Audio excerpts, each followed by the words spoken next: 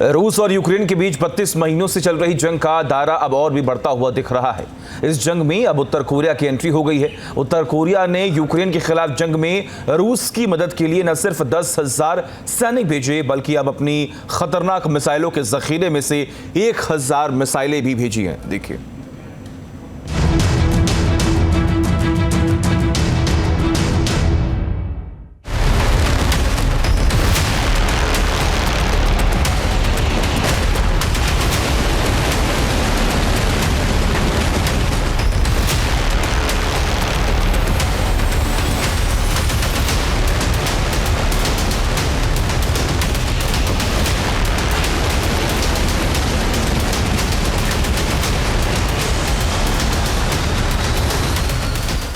उत्तर Korea के सन की तानाशाह ने सीधे अमेरिका से अदावत मोल ले ली है।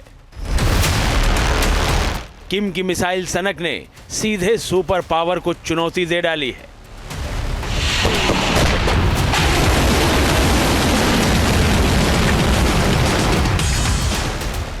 किम ने अपनी एटमी ताकत के दम पर बाइडेन को आंख दिखा दी है।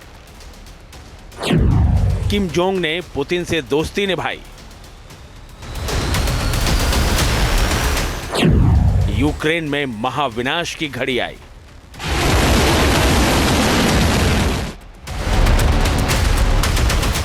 जी हां, उत्तर कोरिया का सनकी तानाशाह किम जोंग रूसी राष्ट्रपति पुतिन से अपना याराना जमकर निभा रहे हैं।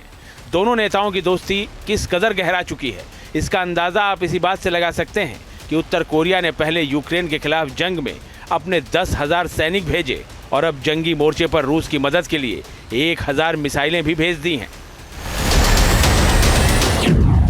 पुतिन को किम का एटमी गिफ्ट।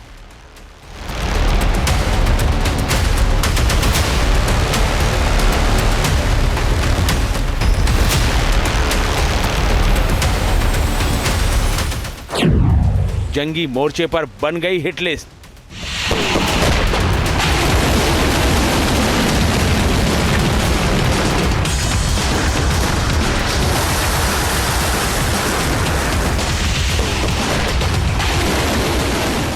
जी हां, उत्तर कोरिया ने यूक्रेन में लड़ने के लिए सैनिकों के अलावा रूस को 1,000 से भी ज्यादा मिसाइलें भेजी हैं। उत्तर कोरिया की मिसाइल क्षमताओं के बारे में भले ही एक्सपर्ट्स कुछ भी कहें, लेकिन ये तय है कि इस मुल्क के पास ऐसी खतरनाक मिसाइलें हैं जिनसे अमेरिका भी खौफ खाता है। लिहाजा रूस को मिसाइलें देने के फैसले से दुनिया भर में तनाव चरम पर पहुंच गया है।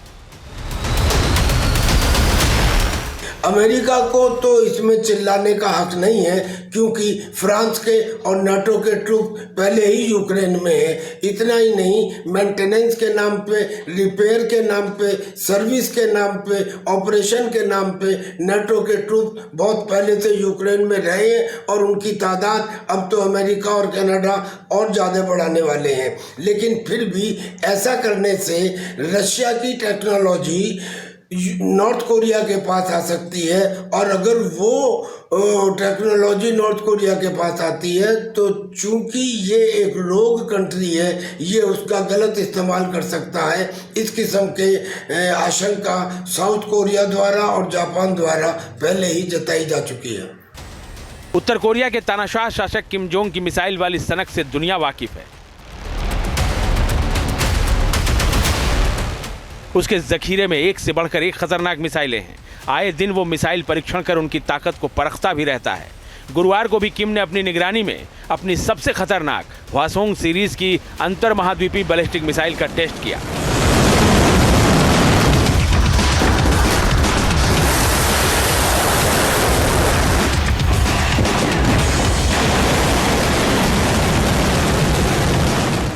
हवासोंग 19 नाम की इस आईसीबीएम को उत्तर कोरिया दुनिया की सबसे मजबूत मिसाइल बता रहा है।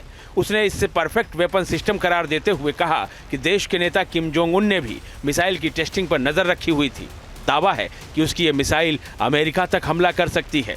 उत्तर कोरिया की मिसाइल ताकत की बात करें तो उसके पास नोडोंग मिसाइल है जो 1500 किलोमीटर तक मार करती है। पुकसोंग 3 मिसाइल है जो 1900 किलोमीटर तक जाती है। पुकसोंग 2 मिसाइल है जिसकी रेंज 2000 किलोमीटर तक है। मुसुडोन मिसाइल है जो 4000 किलोमीटर तक हमला कर सकती है। हवासोंग 12 मिसाइल है जिसकी रेंज 4500 किलोमीटर तक है। हवासोंग 14 मिसाइल 10,400 किलोमीटर तक मार करने की क्षमता रखती है। हवासोंग 15 मिसाइल की रेंज 13,000 किलोमीटर है। हवासोंग 17 मिसाइल 15,000 किलोमीटर की दूरी तक हमला करती है, जबकि हवासोंग 18 मिसाइल 15,000 किलोमीटर से भी ज्यादा दूर तक जा सकती है। ये तो साफ नहीं हो सका है कि उत्तर कोरिया ने रूस को कौन सी 1,000 मिसाइलें भेजी हैं, लेकिन जो भी मिसाइलें होंगी वो निश्चित ही यूक्रेन में तबाही की नई कहानी लिख सकती हैं। उत्तर कोरिया का रूस को अपनी मिसाइल देना यूक्रेन से चल रही जंग के बीच बेहद अहम माना जा रहा है।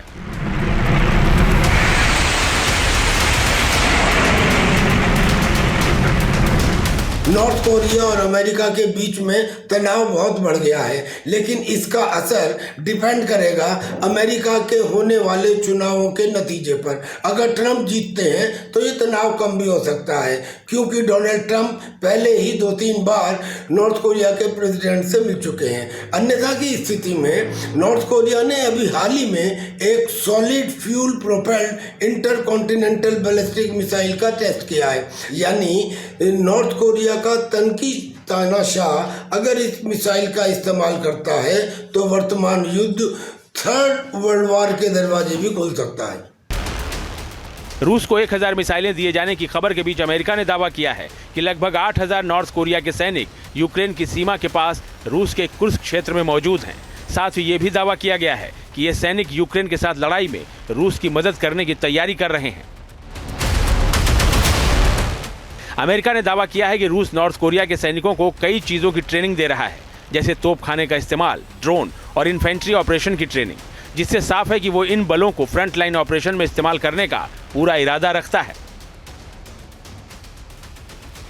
We now assess that there are some 10,000 North Korean soldiers in total in Russia.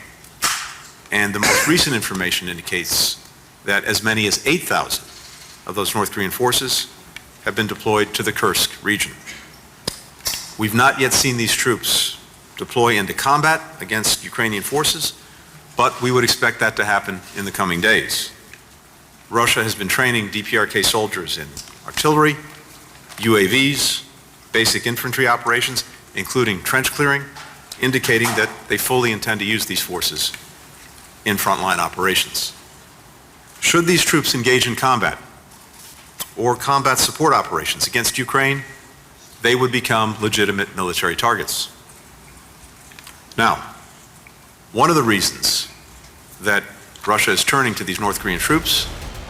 America ने रूस में उत्तर कोरिया की ओर से सेना भेजने के फैसले पर कड़ा ऐतराज जताया है। अमेरिका ने रूस में सेना भेजे जाने के फैसले को संयुक्त राष्ट्र सुरक्षा परिषद के कई प्रस्तावों का साफ उल्लंघन करार दिया है।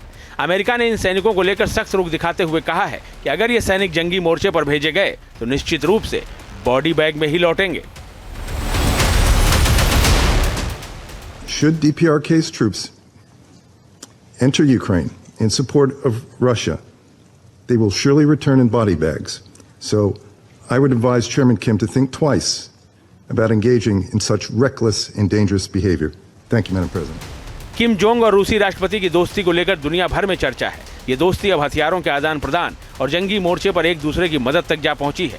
लेकिन जिस तरह से किम जोंग ने यूक्रेन के खिलाफ रूस को मिसाइलें और अपने स्पेशल स्क्वाड के जवानों को जंगी मोर्चे पर भेजा है, उसने हालात बेहद तनावपूर्ण कर दिए हैं।